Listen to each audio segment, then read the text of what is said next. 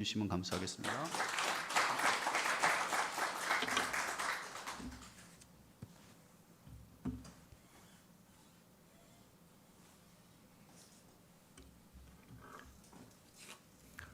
할렐루야. 네.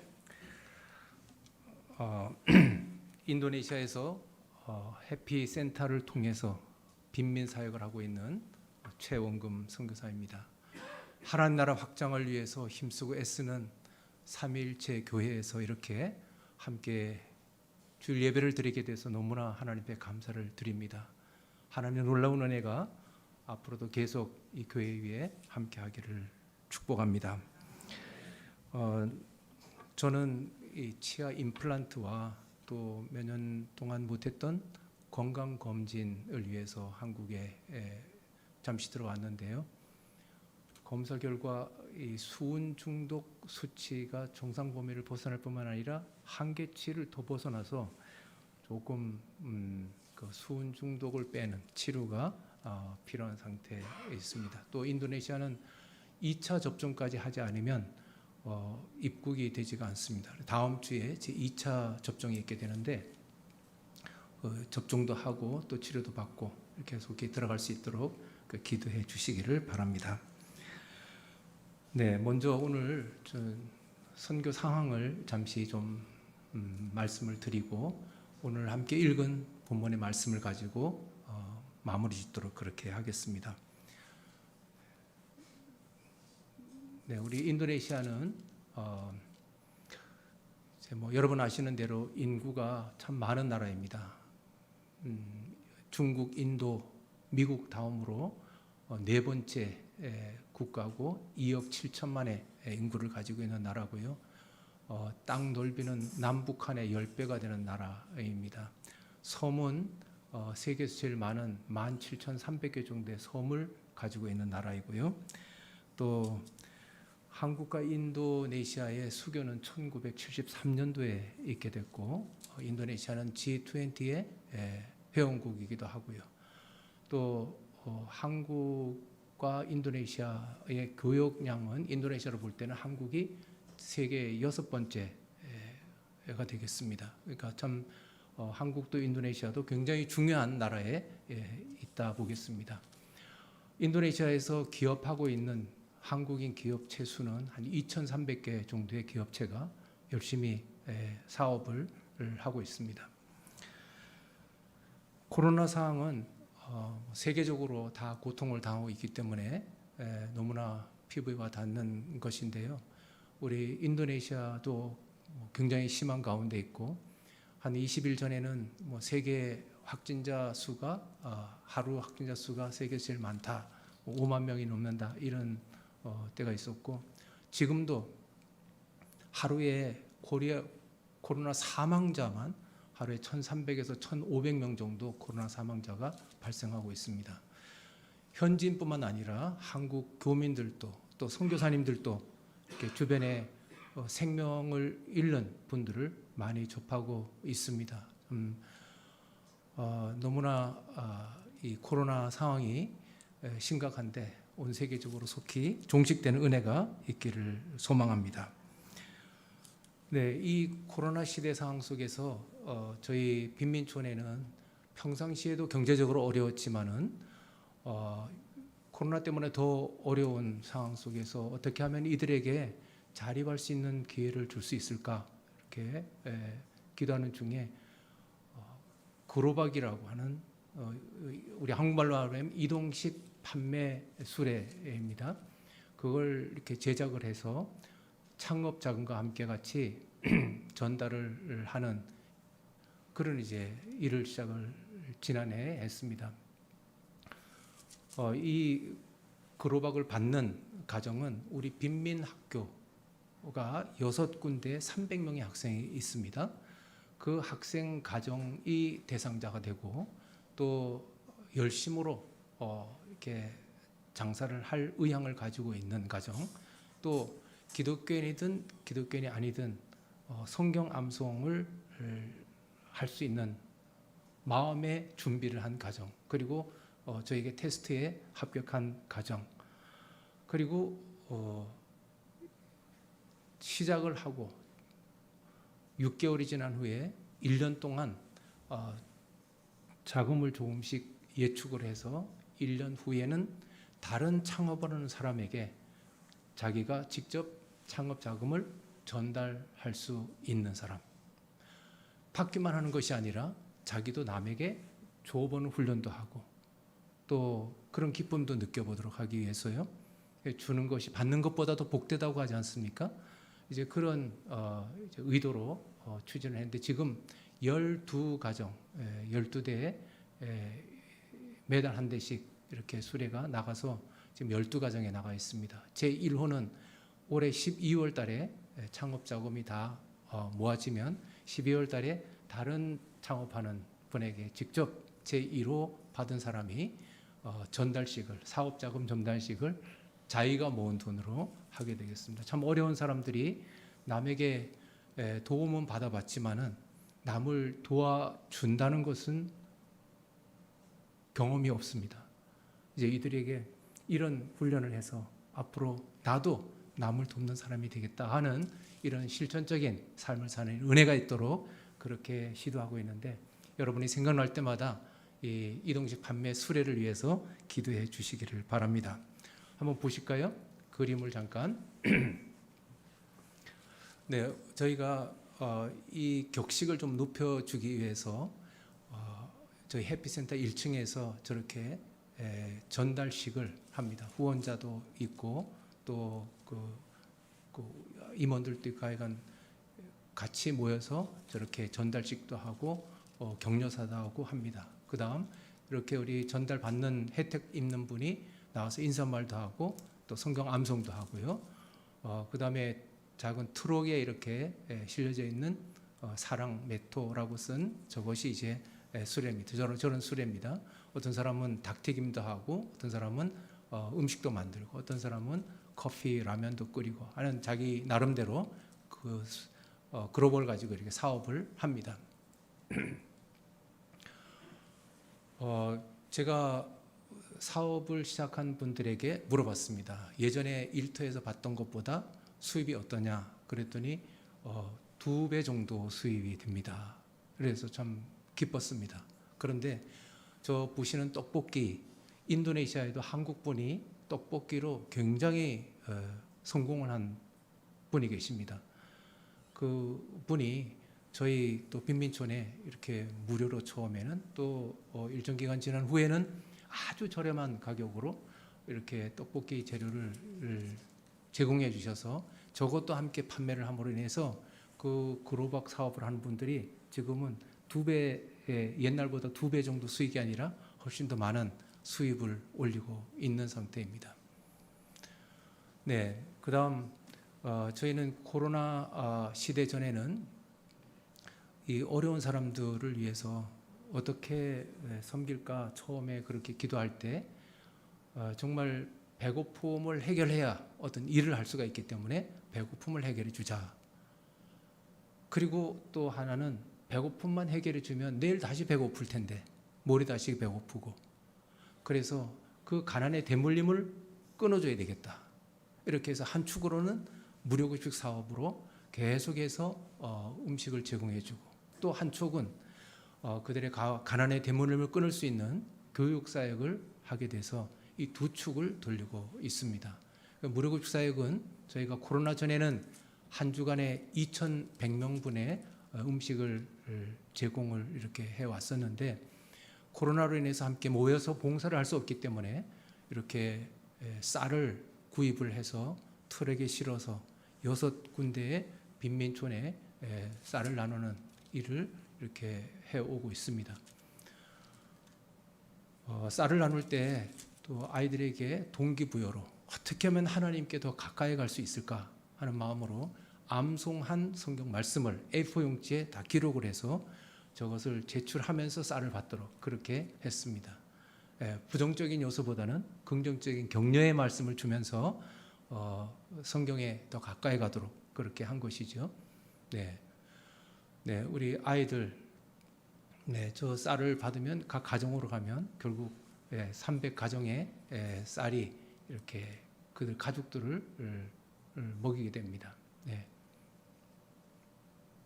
네, 네, 성경은 우리에게 말씀합니다.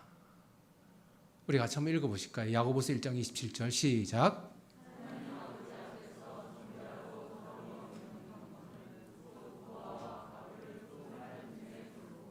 네, 저희가 참 경건이 무엇이냐, 정의를 내릴 때 성경 속에서 여러 요소를 뽑을 수가 있겠지요. 그런데 그 중에 하나는 고아와 과부를 환난 중에 돌아보는 것이 경건이다라고 또 성경은 우리에게 말씀을 하고 있습니다. 고아와 과부는 누구인가요? 가장 약자이지요. 따라서 내가 내 주변에 꼭 선교지만이 아니랄지라도 내가 내 주변에 있는 사람에게, 약한 사람에게, 위로가 필요한 사람에게 물질적으로든 아니면 말 한마디로라도 그들에게 위로가 될 수 있다면 그것은 경건이다 라고 할 수가 있겠죠. 저 여러분의 생애 속에 정말 이 경건한 삶, 고아, 과부, 약한 자를 늘 마음에 간직하고 또 돕는 그런 은혜가 우리 가운데 있게 되기를 소망합니다. 잠언서 11장 25절에는 남을 윤택하게 하는 자는 자기도 윤택하게 된다라고는 말씀이 있습니다. 남을 윤택하게 하는 사람, 어떻게 하는 게 남을 윤택하게 할까요? 남을 돕고 어쨌든 남이 잘 되도록 해주는 것이죠. 그것은 또 선교지만이 아니라 우리 주변에 내 이웃에, 내 형제 자매에, 아니면 내 구역에 다 해당될 거예요. 남을 윤택하게 하기 위해서는 우리의 입술이 중요하고 우리의 손이 중요하고 우리의 행동이 중요하고, 그렇죠. 정말 그들을 살려낼 수 있다면, 그들에게 위로를 줄 수 있다면 그것은 남을 윤택하게 하는 것이고 결과적으로는 자기도 윤택하게 된다라고 성경은 우리에게 가르치고 있습니다. 우리 잠언 14장 31절 보실까요? 시작.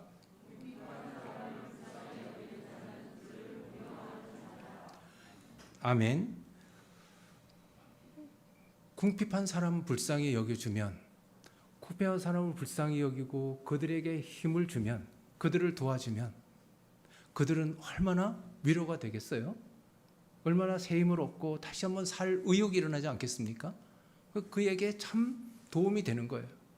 그런데 하나님의 입장에서는 우리의 작은 정성, 작은 도움, 작은 위로가 하나님은 곧 그것이 그에게 우리는 다른 사람에게 한 것이지만 하나님은 그것을 나에게 한 것이다 라고 하나님께서 여기신다는 거죠. 따라서 우리의 수고가 때로는 힘들 수가 있지만은 그 힘든 수고, 때로는 마음에 내키지 않지만 그럼에도 불구하고 하나님 말씀이기에 순종한다 하는 마음으로 내가 하나님 말씀에 순종해서 나아갈 때 결국은 그것은 곧 나에게 하는 것이다, 나를 공경하는 것이다 라고 하나님께서 여기신다는 겁니다. 하나님 앞에 서는, 그리고 늘 우리의 삶의 모든 것이 하나님을 공경하는 그런 은혜가 있게 되기를 원합니다. 네, 그 다음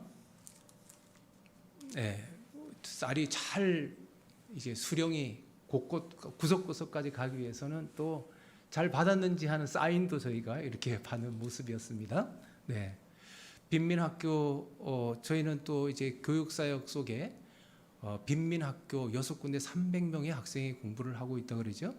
네, 학생들 공부하는 모습이에요.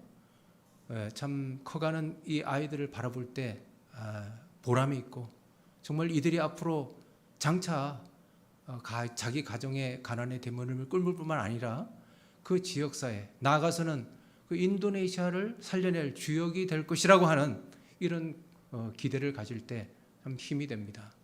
감사하게도 보시는 것처럼 이렇게 코로나 시대 가운데 방역도 철저히 하고 있고요.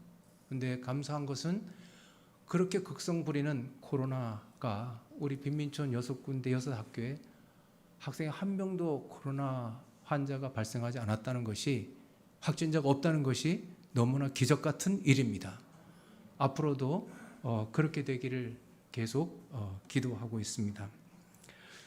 네, 우리 아이들 참 인도네시아도 이제 코로나가 심해서 학교를 못 가고 온라인 수업으로 하는 일이 많은데 저희는 인터넷 상황이 빈민촌에 들어갈 수가 없습니다. 그래서 무허가적이기 때문에 인터넷이 안 되지요. 핸드폰도 안 되지요. 없지요. 그래서 결국은 아이들이 직접 학교에 올 수밖에 없어요. 1, 2학년, 내일은 3, 4학년, 모레는 5, 6학년 그러다가 너무나 계속 모이는 것이 재미있으니까 매일마다 모여 공부를 합니다. 네, 방역은 철저히 하고요. 네, 그런 가운데 아이들이 계속 무럭무럭 자라가고 있습니다. 저희는 기본적인 공간은 필요하고 기본적인 건물은 필요하겠지만은 중요한 모토는 건물을 세우는 것보다 사람을 세우겠다라고 하는 모토로 이렇게 선교 사역을 행해가고 있습니다. 사람을 세우는 과정 중에 하나의 모습들이죠. 이제 초등학교 2학년 때 만났던 한 학생이 바로 누르마입니다. 이 초등학교 2학년 만났던 이 학생을 잘 케어해서 이제 초등학교 졸업하고 또 중고등학교는 일반 중고등학교에 장학금을 주고 학비를 대줘서 공부하게 하고 이제 드디어 이 자카르타 국제대학 이용규 선교사님 내려놓음이라고 한 그 책을 쓴 이용규 선교사님이 설립한 이 자카르타에 있는 국제대학에 지금 입학을 해서 2학년 막 올라가려고 합니다. 저기서 우리 해피센터에서 입학식 때 코로나로 인해서 학교에서 입학식을 못하기 때문에 온라인으로 저렇게 입학식을 비대면으로 하고 있는 광경인데요. 정말 이 학생이 공부만 잘할 뿐만 아니라 신앙도 좋습니다. 중고등학교 때 이미 초등학생들 자기 후배들 교회학교 반사도 이렇게 하고 또 키우는 이런 일을 해왔고요. 그래서 이 선배의 본을 따라서 후배들 지금 고등학생, 중학생, 초등학생들이 나도 열심히 공부하고 열심히 신앙생활 잘하면 나에게도 길이 저렇게 열릴 수가 있겠구나. 그렇게 기대를 하고 이제 달려가는 모습들을 봅니다. 저 누르마에 이게 이제 대학생이 됐으니까 내가 책상을 좀 하나 공부할 수 있도록 앉아서 밥상으로 공부를 한다 그래서 책상을 주려고 했습니다. 그랬더니 불가능하다고 그래요. 왜 그러냐 그랬더니 한 요만한 공간에 농들을 놓고 아버지, 어머니, 자기 세 명이 여기서 자기 때문에 잠 딱 자면은 아무것도 더 이상 드러낼 수가 없다는 거예요. 그런 상황이에요. 그 고등학교를 마치고 대학을 가려고 그러는데 일터에 가겠다는 거예요. 그래서 대학을 가야지 그랬더니 대학 학비를 다 대줄 테니까 그래도 고민을 해요. 이유는 아버지 어머니가 집 월세도 못 낸다는 거예요. 그래서 할 수 없이 또 그 부모들 생활비까지 지원을 해주면서 이 학생을 키우고 있습니다. 이 학생이 그런 샘플에 본이 되고 정말 이런 그 환경이 있다 할지라도 이제 조만간에 학교를 마치고 또 직장을 가고 하면 그 가정은 회복될 것이고 경제적으로도 또 다른 사람들에게 좋은 영향을 줄 것이고 하기 때문에 그런 기대로 나아가고 있습니다. 계속해서 인물을 키워내는 일을 잘 감당할 수 있도록 여러분께서 기도해 주시면 감사하겠습니다. 이제 성경 저희가 참 70~80%의 그 모슬렘들이 저희 빈민촌의 퍼센테이지인데 이들의 자녀들이 우리 빈민학교에 와서 공부를 할 때는 다 기독교식으로 공부를 합니다. 왜냐하면 선생님들 전부가 다 신학대학을 졸업한 분들이기 때문에. 그러나 집에 돌아가면 다 이슬람 문화권에 또 영향을 받죠. 그래서 성경을 암송을 하게 되면 이들의 삶이 바뀌어질 수 있겠다. 물론 예배는 드리고 또 성경 읽고 하지만은 그 정도가 아니라 하나님 말씀이 그 심령에 암송이 돼서 어떤 상황이 벌어진다 할지라도 그 말씀으로 그들을 지켜내는 그런 말씀. 청년이 무엇으로 그 행실을 깨끗게 하리까? 오직 주의 말씀을 따라 삼갈 것이니이다. 내가 사망의 음침한 골짜기를 다닐지라도 해를 두려워하지 않을 것은 주께서 나와 함께 함이니라. 쫙 39절을 빼서 줬습니다. 정말 영접하는 자고 그 이름을 믿는 자들에게는 하나님의 자녀가 되는 권세가 있다. 하나님이 세상을 이처럼 사랑하사 독생자를 주셨으니 이는 저를 믿는 자마다 멸망치 않고 영생을 얻게 하려 하심이라. 이런 말씀들 39절을 지난해 중반기에 주고 암송을 하게 했습니다.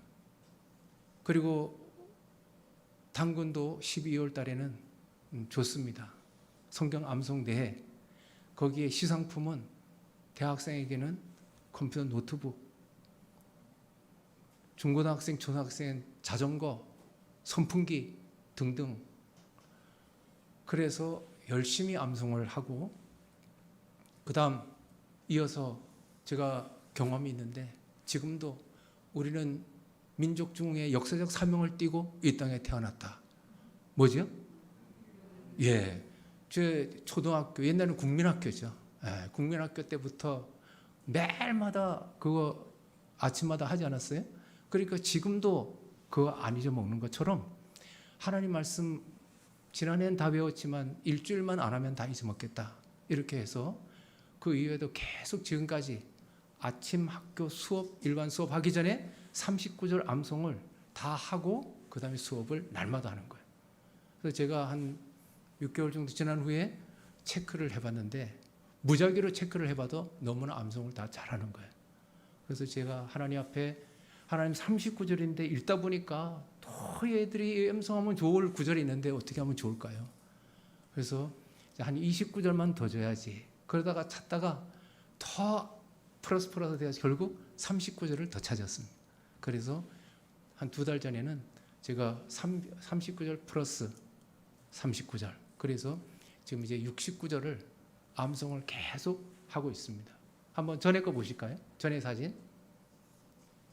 예, 저게 이제 성경 암송 훈련하는 것이고요. 그 다음 사진요. 저는 이제 수업 전에 아이들이 학교 일과 수업 전에 암송하는 모습입니다. 한번 직접 한 5초만이라도 한번 들어보겠습니다.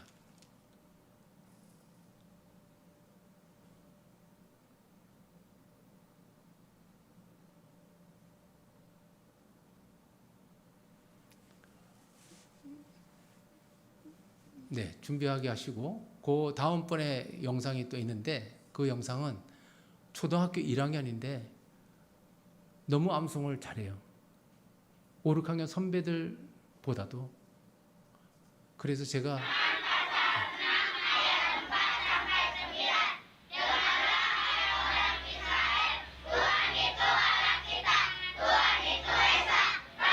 네, 됐습니다. 네, 신명기 6장 4절로 9절 말씀 암송하고 있는 내용입니다.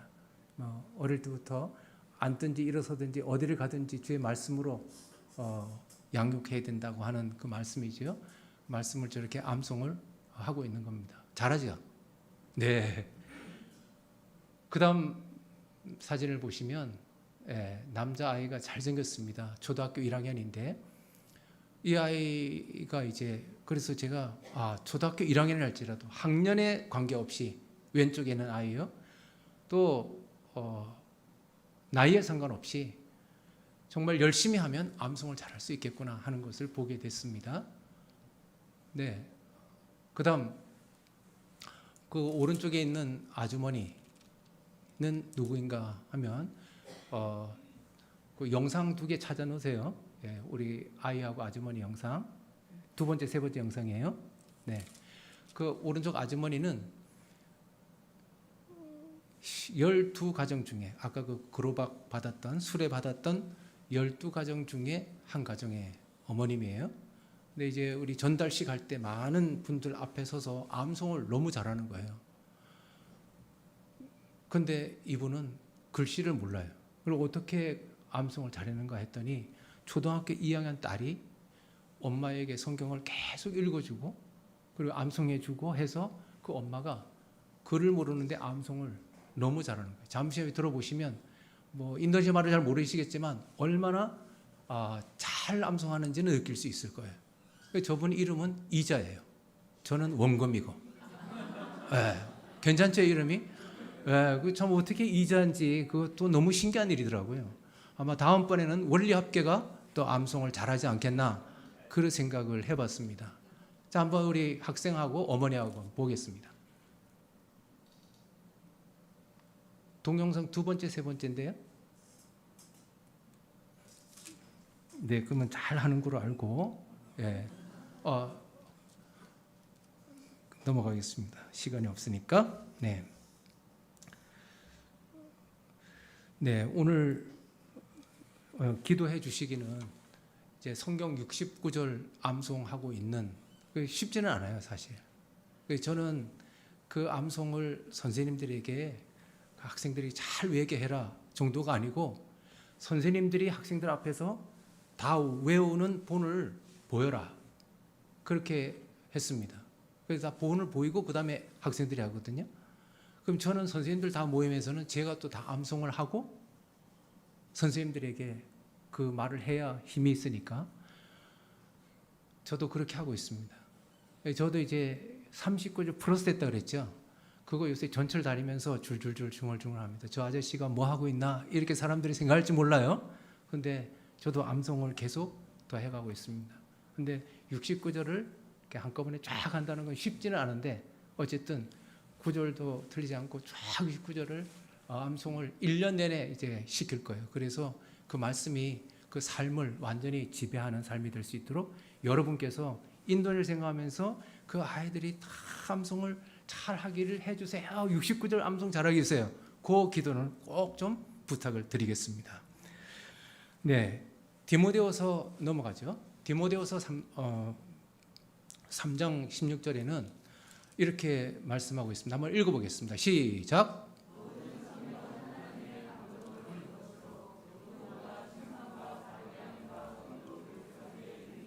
아멘. 성경에 유익함이 있다고 그랬습니다. 무엇이죠? 교훈과 책망과 바르게 함과 의로 교육하게 유익한 것이 하나님의 말씀이라고. 우리가 다 같이 성경을 들고 다닙니다. 성경을 읽습니다. 그러나 어떤 사람은 그 하나님의 생명의 말씀이 성령으로 기록되어진 하나님의 말씀이 나의 삶을 지배하고 그 말씀의 교훈과 책망과 바르게 함과 의로 교육함에 영향을 받는 사람이 있는 반면 어떤 사람은 많이 읽어도 그것은 내 심령을 타치하지 못하는 사람도 있어요. 이유가 무엇일까? 성령으로 기록되어진 하나님의 말씀이기에 성령의 은혜로 성령의 능력으로 그 말씀을 읽어야 되는데 그냥 미미하게 읽으니 그 말씀이 자기를 지배하지 못하는 겁니다. 저와 여러분은 이 성령의 감동이 이루어진 하나님의 말씀을 늘 대할 때마다 정말 그 말씀 속에서 교훈과 책망과 바르게 함과 의로 교육하게 유익하다는 이 하나님의 말씀을 제대로 받아들이는 순종하는 그런 겸손이 우리 가운데 꼭 있게 되기를 바랍니다. 히브리서 4장 12절 같이 한번 읽어보실까요? 시작.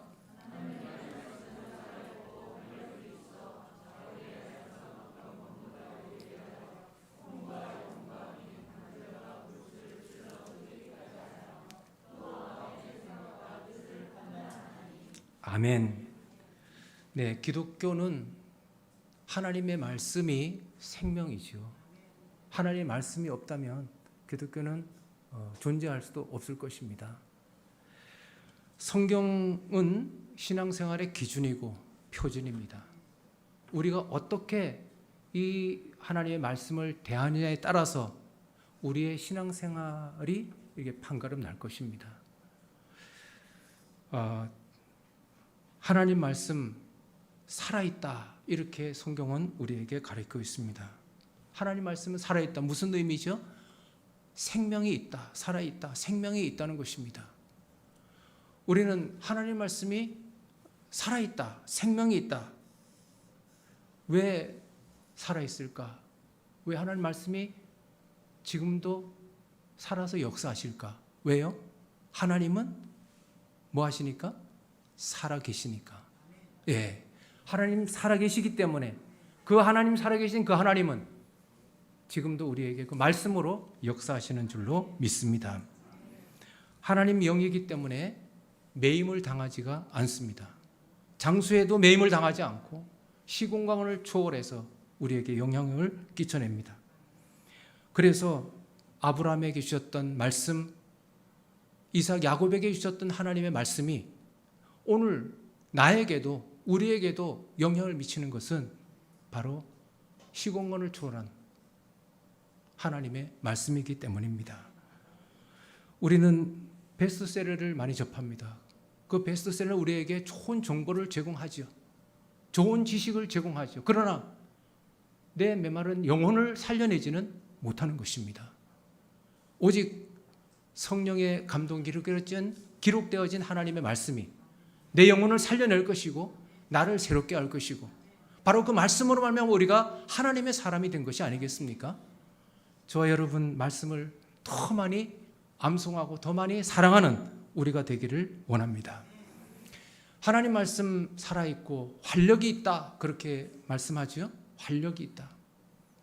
지난 성경에는 운동력이 있다. 그렇죠? 인도네시아 성경에는 힘이 있다 이렇게 말씀, 같은 내용이죠. 활력이 있고 운동력이 있고 힘이 있기 때문에 하나님께서 빛이 있으라 빛이 있었고 무덤 속에 있는 나사로에게 나사로야 일어나오라 그랬을 때 걸어 나왔고 에스겔 골짜기의 마른 뼈들에게 생기가 있을지어다 했을 때 그 생기가 다시 불어넣어서 뼈들이 서로 연락돼서 살아났다는 거죠. 하나님의 말씀은 우리가 어떤 환경, 어떤 어려운 속에 있다 할지라도 마치 에스겔 골짜기의 마른 뼈다귀 같은 불가능의 상황 속에 있다 할지라도 우리가 하나님 말씀 강하게 의지하고 그것이 살아계신 하나님의 말씀이고 그것이 활력 있는 말씀이라고 하는 말씀으로 우리가 믿으면 우리 환경을 바꿔놓게 될 줄로 믿습니다. 어려운 인생의 터널 속에 있는 분이 있으십니까? 낙심 속에 있는 분이 있으십니까? 많은 고민과 고통 속에 있는 분이 있으십니까? 우리 살아계신 하나님 말씀이 우리를 살려놓을 수가 있기에 그 말씀을 붙잡고 나아가는 우리가 되기를 원합니다. 성경은 계속해서 보면 뭐라고 말합니까? 뭐보다 예리하다고요? 검보다 칼보다 예리하다고 했습니다. 좌우의 날선 검, 얼마나 사슬 시퍼런 그 잘 드는 칼 대단하지요? 그런데 그 칼에 비면 손이 절단 나는 거예요. 그냥 잘 안 드는 칼도 과일 깎다가 비는 판국인데 좌우의 날선 검으로 손가락 치면 절단 나죠. 그런데 하나님 말씀은 그 좌우의 날선 검보다도 더 예리하다는 것입니다. 그래서 우리의 심령을 찔러 쪼갤 수가 있다는 거예요. 뭐요? 예리해서 어떻게 한다고요? 혼과 영과 및 관절과 골수를 찔러 쪼갠다. 혼과 영은 안 보이는 것. 보여요? 안 보이죠? 관절과 골수 보이죠? 안 보이는 것, 보이는 것, 무엇이든지 간에 그 하나님 말씀은 검이기 때문에 아주 예리한 검보다 더 한 것이기 때문에 찔러 쪼갤 수가 있다는 것입니다. 사도행전 2장에 보면 베드로의 말씀을 들었던 청중들, 그들은 그 말씀에 찔림을 받고 그리고 회개하고 예수를 믿었다 그랬습니다. 정말 하나님 말씀이 먼저입니다. 하나님 말씀 듣고 그 말씀에 찔림을 받고 회개하고 예수를 믿는 그런 역사가 일어났습니다. 하나님 말씀은 좌우의 날선 검입니다. 검보다 더 예리합니다. 하나님 말씀 어떤 은혜가 있습니까? 마지막 부분에 보면 마음의 생각과 뜻을 판단한다 그랬습니다. 우리는 하나님 말씀을 따라갈 것인가 아니면 이 시대를 쫓아갈 것인가? 나는 하나님 예수 믿는 사람이니까 하나님 말씀 따라가야지요 하면서도 이 시대를 알게 모르게 쫓아가는 일들이 많다는 것입니다. 때문에 말씀을 거스리면 이 시대를 쫓아가는 거예요. 하지만 반대로 이 시대를 거스리면 말씀을 쫓아가는 것인데, 한 예로 동성애, 온 세계가 다 지금 동성애 그런 흐름이 가고 있지 않느냐. 거기에 순응하고 거기에 적극적으로 대처하지 못한다면 우리는 그냥 하나님의 창조 질서 세계를 깨뜨려 버리게 되는 거예요. 우리는 정말 시대를 쫓아가는 것이 아니라 하나님 말씀을 따라가는 그런 은혜가 우리 가운데 꼭 있게 되기를 소망합니다. 인간은 누구입니까? 인간은 무엇입니까? 예레미야 17장 9절에 보면 만물보다 부패한 것이 사람의 마음이다 그랬습니다. 참 죄인입니다. 로마 3장 23절 모든 사람이 죄를 범하였음에 하나님의 영광에 이르지 못했다. 모든 사람이 죄를 범했다. 이것이 참 인간입니다. 강팍합니다. 그런데 검보다 예리한 하나님 말씀이 내 안에 들어오기만 하면 그 하나님의 말씀은 나를 찔러 쪼개고 회개케 하고 항복하고 하나님의 사람으로 서도록 만든다는 것입니다. 얼마나 놀라운 일이겠습니까? 성령의 검, 에베소서 6장의 마지막 장이죠. 거기에 성령의 검 곧 하나님의 말씀을 가지라. 그 바로 전에는 전신갑주를 입으라. 그 다음에 성령의 검 곧 하나님의 말씀을 가지라. 전쟁은 뭐가 필요하죠? 방어도 필요하고 뭐도 필요해요? 공격도 필요해요. 그런데 전신갑주는 방어용이죠. 공격은 뭐예요? 하나님 말씀, 성령의 검, 곧 하나님 말씀이에요. 얼마나 우리는 많은 이 사단의 영적 전쟁 치르고 있지 않습니까? 많은 악한 세력이 우겨싸임을 당하고 있지 않습니까? 그죠? 우리를 넘어뜨리려고 하는 세력이 많다는 거죠. 어떻게 대처할 수 있는가? 어떻게 이겨낼 수가 있는 것인가? 치열한 영적 전쟁 상태에서 우리는 바로 공격무기인 하나님의 말씀을 가져야 된다는 거예요. 이 말씀으로 우리는 이겨낼 수가 있다는 거예요. 전쟁이 났을 때 두 부류가 있을 거예요. 한 부류는 바로 총알을 장전한 상태로 대기하고 있다가 전쟁이 발발하면 적을 쏴서 이겨낼 수 있을 거예요. 그러나 한 부류는 빈 총을 가지고 있다가 전쟁이 나니 그때 가서 창고에 가서 총을 가지고 그때 넣어가지고 총을 쏜다. 이것은 굉장히 패배할 확률이 큰 것입니다. 우리의 심령 속에, 우리의 사고 속에 하나님의 말씀인 총알, 이 하나님의 말씀을 장전하고 있으면 어떤 상황이 우리 앞에 도래할 때 그때 바로 그 말씀으로 이겨낼 수가 있는 것입니다.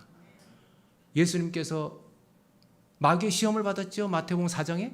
그때 무엇으로 이겨냈습니까? 하나님의 말씀으로 이겨냈습니다.